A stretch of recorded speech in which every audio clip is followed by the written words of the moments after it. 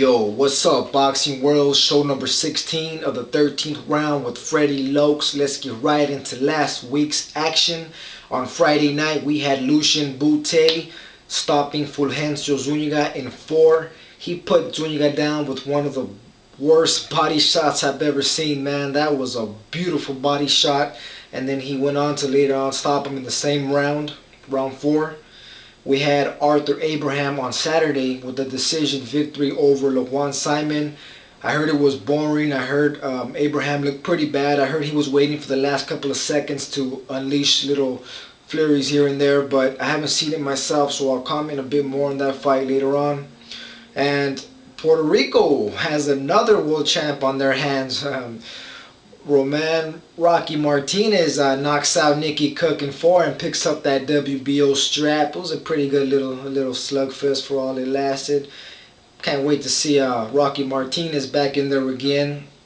We also had Amir Khan with the win in a controversial fashion. I mean, the doctor stopped the fight in the 5th when the cut was just as bad in the 1st. I mean, there's a lot of shit going on with this fight. You know, you obviously Amir Khan, one of the most hated fighters out there right now. I don't know why.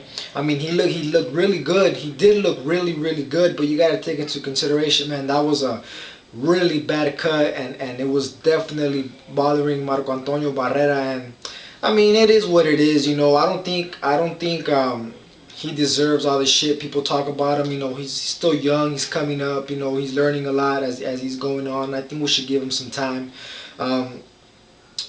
We also had Giovanni Segura. He got his payback against Cesar Canchila right here in Mexicali. It's pretty close by my house, actually, and I can't believe I missed this. I thought this fight was going to take place in Tijuana in 2 weeks. Obviously not. It happened last night, man. You know what? This was one of the greatest fights I've ever seen, man. If these guys were welterweights or middleweights with bigger names, this would have gone down as one of the best fights in history. You know, Google it, YouTube it, do whatever you can, but this is a fight that you cannot miss. You know, knockdowns, drama, everything, all in 4 rounds. You know, and if you haven't had a chance to check it out, please take my word for it. This is a fight that every fight fan cannot miss. I believe it's already on YouTube, so just look it up. Giovanni Segura versus Cesar Canchilla. We also had Neomar Cermeño winning pretty big against Christian Mijares. I heard that one was kind of controversial. I haven't seen it. I don't know. It was a split decision victory. He's Panamanian in Mexico. You know, Mijares is Mexican, so I don't know how controversial it could have been. I mean, you know, it was a split decision victory, but I'm going to have to watch that fight and judge for myself, because I didn't have a chance to catch that fight either.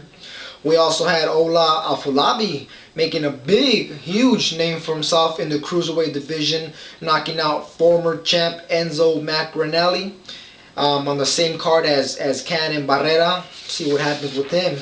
Cruiserweight's getting pretty interesting now, huh? Let's get into some news and notes. Jose Luis Castillo is off the Latin Fury card, taking place in 2 weeks. He suffered a lesion to his Achilles heel.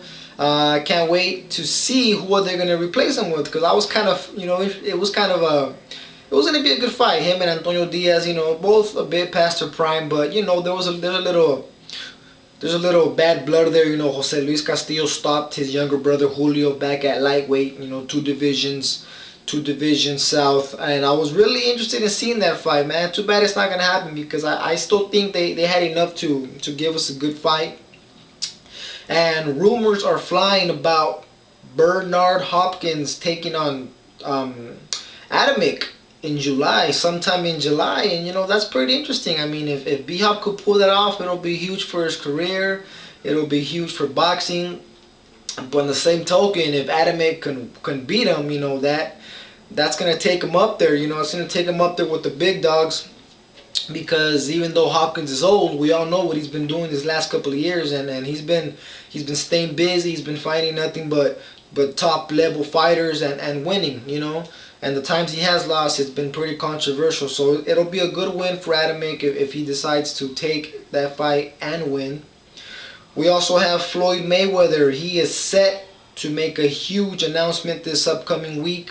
I don't have no idea what it is. I've heard I mean, I've heard Juan Manuel Marquez. I haven't heard Mosley, but I mean, I'm thinking, everybody else is fighting each other. I mean, who else could he fight? I would go for Mosley. I mean, Juan Manuel Marquez to me is I don't think that fight with Floyd will be competitive. I think Floyd will do what he does and I mean obviously win. But I think a fight with Mosley would be a lot more competitive. More in the same area. Same size pretty much. They've been around the same weight for a while now. To where Marquez, he would have to move up 2 divisions. And I know Manny Pacquiao did it, but Oscar he didn't look too good, and I know Floyd at anyways, and it looked great. So I wouldn't want to see that fight. It really don't make no sense to me. Obviously, Juan Manuel Marquez wants to prove himself against the best, and I respect that. But I think there's a lot of other fights that can be made, and that he should be going after. I think he should leave Floyd Mayweather alone for now. Upcoming fights and predictions. There's not much to talk about coming up. Only one fight maybe worth talking about, which is Vitaly Klitschko. He takes on the Cuban Juan Carlos Gomez. I think Vitaly's gonna starch him within 6. I mean, it's pretty easy to predict Klitschko fights because right now the competition, the heavyweight division is kind of, it's really low leveled, and the Klitschko's I think are gonna be on top for a while. I think.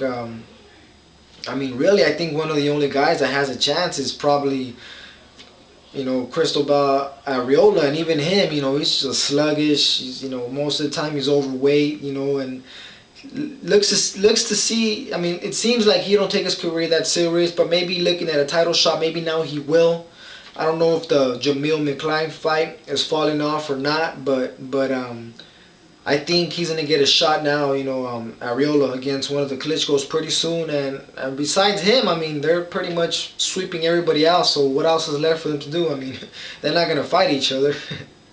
Well, just want to take a special moment now to thank all the fans and supporters of my show. We have Eastside Boxing, Max Boxing, Box Rec. All the lowriders and crazy motherfuckers from the late Low family. And as a really special thanks to OnTheGrindBoxing.com, for keeping the movement alive and keeping it moving. These guys, man, they have a radio show every Thursday and Sunday. And, they don't just interview anybody. They interview great fighters. Hall of Famers, legends, and they welcome anybody to call in, and you can conversate with them, and which is good, to a lot of boxing fans that have something to say to a lot of their favorite fighters or just good boxers. Period. They can call in, look them up. It's onthegrindboxing.com.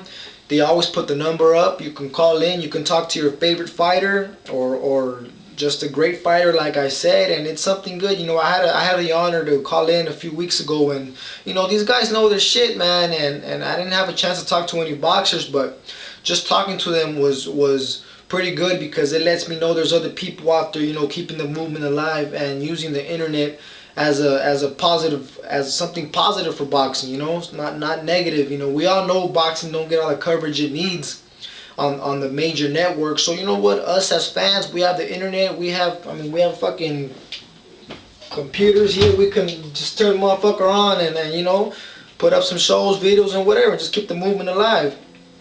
Also, my boy Dave from Leave It in the Ring boxing show, look him up on YouTube. This is another guy who he goes to gyms. He goes to record sparring sessions. He goes to mostly all the major fights in California.